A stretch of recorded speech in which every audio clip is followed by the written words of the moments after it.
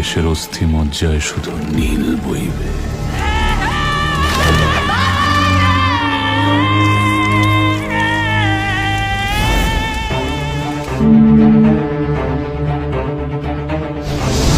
ডাকাত ডাকাত হলে আপদ, বিদ্রোহী হলে বিপদ।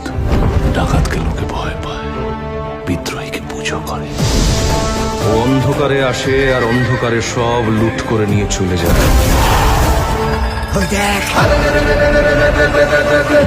তোর জম এসেছে।